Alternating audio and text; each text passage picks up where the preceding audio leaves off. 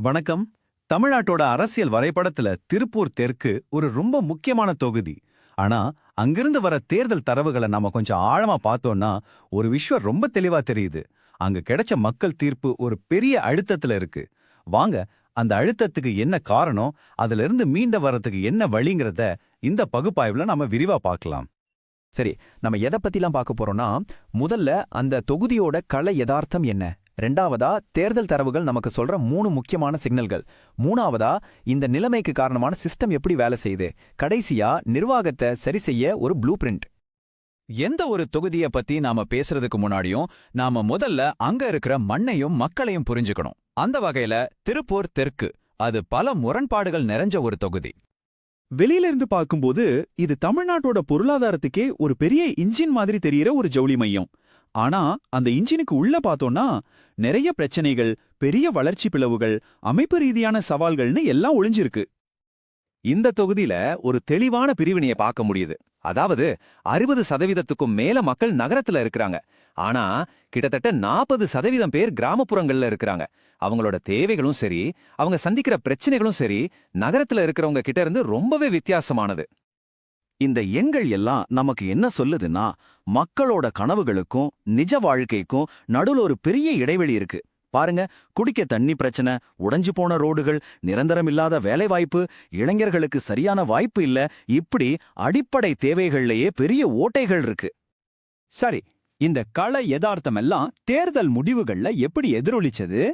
2021 தேர்தல் முடிவுகளை பார்த்தா நமக்கு 3 ரொம்ப முக்கியமான சிக்னல்கள் கிடைக்குது. என்னென்னு பாப்போமா? சிக்னல், ஜெயிக்க வச்ச மக்கள் தீர்ப்பு ரொம்பவே மெல்லிசு.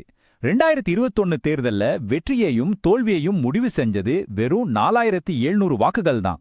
யோசிச்சு பாருங்க, இது ஒரு உறுதியான வெற்றின்னு சொல்ல முடியாது, ஒரு நூலிலையில ஜெயிச்ச மாதிரி தான். ஜெயிச்ச கட்சிக்கு கிடைச்சது வெறும் 44%க்கும் குறைவான வாக்குகள் தான். அப்படின்னா என்ன அர்த்தம்? பாதிக்கும் மேலான வாக்காளர்கள், அதாவது 50%க்கும் மேல அவங்களுக்கு ஓட்டு போடல, அவங்க வேற ஆட்களை தான் தேர்ந்தெடுத்திருக்காங்க. இது காட்டுறது என்னன்னா, ஆதரவு இருக்கு, ஆனா அது ஆழமா இல்ல. ரெண்டாவது சிக்னல் கொஞ்சம் கவலைக்குரியது. ஓட்டு போட்டவங்களோட எண்ணிக்கை குறைஞ்சிருக்கு. 3.5%க்கும் மேல சரிஞ்சிருக்கு, அதுவும் குறிப்பா நகரங்கள்ல. இதுக்கு என்ன காரணம்? மக்கள் சிஸ்டம் மேல நம்பிக்கை இழக்கும் போது, இல்லனா நம்ம ஓட்டு என்னத்தை மாத்த போகுதுன்னு நினைக்கும் போதுதான் அந்த மாதிரி நடக்கும். இது ஒரு விதமான அதிருப்தியின் வெளிப்பாடு. மூணாவது சிக்னல் ஒரு புது அரசியல் பாதைக்கான தேடல். பெரிய 2 கூட்டணிகளை தாண்டி நாம் தமிழர், மக்கள் நீதி மய்யம் மாதிரியான கட்சிகளோட வாக்கு சதவீதம் நல்லா அதிகரிச்சிருக்கு. இது என்ன காட்டுதுன்னா, மக்கள், குறிப்பா இளைஞர்கள், ஒரு மாற்று வேலும்னு தீவிரமா தேட ஆரம்பிச்சிட்டாங்க. அப்போ இந்த 3 சிக்னல்களுக்கு பின்னாடி இருக்கிற உண்மையான காரணங்கள் என்ன? இப்ப இருக்கிற நிர்வாக அமைப்பு இந்த மாதிரி ஒரு முடிவுக்கு எப்படி வழி செஞ்சது? வாங்க அத ஆழமா பாப்போம். ஒரு பக்கம் பார்த்தா ஆளுங்கட்சியில இருக்கிறது ஒரு பெரிய பலம். மாநிலத்தோட நிதி, திட்டங்கள் எல்லாம் சுலபமா கிடைக்கும். ஆனா இன்னொரு பக்கம் ஜெயிச்சதே கொஞ்சம் ஓட்டு வித்தியாசத்துல தான். தொகுதியில ஒரு வலுவான சொந்த அடித்தளம் இல்ல. அது மட்டும் இல்லாம திட்டங்களை கொண்டு வரதுல ரொம்ப தாமதமாகுதுன்னு ஒரு பேச்சு இருக்கு. இதெல்லாம் பெரிய பலவீனங்கள். மக்கள் கிட்ட பரவலா ஒரு கருத்து இருக்கு. அது என்னன்னா, ஆளுங்க கட்சி கொடுத்த வாக்குறுதிகள் எதுவுமே நிறைவேறல. குடிநீர் திட்டத்துல இருந்து வீடு கட்டி தர்றது வரைக்கும் சொன்னது ஒண்ணு, நடக்கிறது ஒண்ணுன்னு மக்கள் நினைக்கிறாங்க. இந்த உணர்வு தான் அவங்க நம்பிக்கையை கொஞ்சம் கொஞ்சமா அரிச்சிட்டு வருது. நம்ம அரசியலமைப்பு சட்டம் ஒவ்வொரு குடிமகனுக்கும் கண்ணியமான ஒரு வாழ்க்கையை உறுதி செய்யுது. அந்த கண்ணியம்ங்கிறது வெறும் வார்த்தை இல்ல, அது அடிப்படை தேவைகள் நிறைவேற்றப்படுறதுல இருக்கு. மக்கள் தங்களோட கருத்துக்களை பொறுப்போட பதிவு செய்யறதும் இந்த ஜனநாயகத்தோட ஒரு அங்கம்தான். இந்த சாட்டை பாருங்க, இதுதான் பிரச்சனையோட ஆணிவேர்.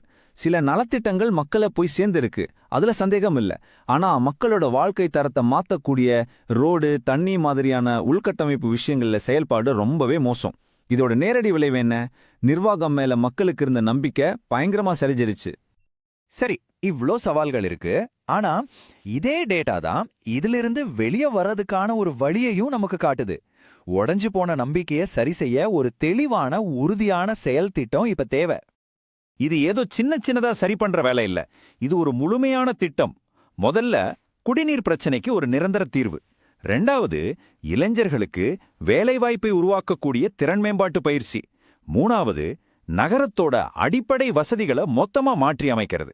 இதுல ஒவ்வொரு விஷயமும் மக்களோட நேரடியான பிரச்சனைகளுக்கு தீர்வு சொல்லுது. இங்க நாம ரிட்டர்ன் ஆன் இன்வெஸ்ட்மெண்ட்னு பேசுறது அரசியல் லாபத்தை பத்தி இல்ல. உண்மையான லாபங்கிறது மக்களோட ஆரோக்கியம், அவங்களுக்கு கிடைக்கிற வேலைவாய்ப்பு, அவங்க வாழ்க்கை தரத்துல வர்ற முன்னேற்றம் தான். இந்த திட்டங்களோட வெற்றி அடுத்த தேர்தல்ல கிடைக்கிற ஓட்டுகளை விட ரொம்ப பெருசு. இந்த மாதிரி திட்டங்களை செயல்படுத்தும் போது மக்களோட தரவுகளை பயன்படுத்துறதுல ரொம்ப கவனம் தேவை.